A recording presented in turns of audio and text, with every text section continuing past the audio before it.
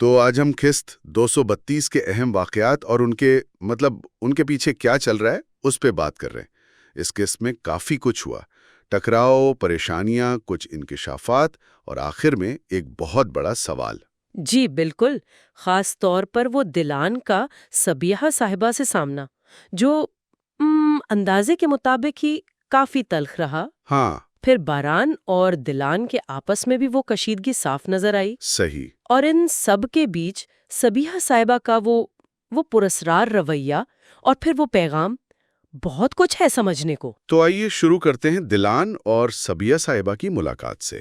دلان نے پھر کوشش کی، ثبوت بھی دکھائے۔ جی، وہ سنیما ٹکٹ والا۔ ہاں، کہ باران بے قصور ہے، وہ اس دن ماردین میں تھا، مگر نتیجہ وہی ڈھاک کے 3 پات۔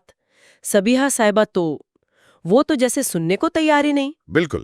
اچھا، کہانی کا ایک اور دھاگا بھی تو ہے، گل اور فراد کا۔ ہاں، وہ بھی ایک پیچیدہ صورتحال ہے۔ گل کی شادی طے ہو رہی ہے، لیکن وہ خوش نہیں لگ رہی۔ بالکل نہیں۔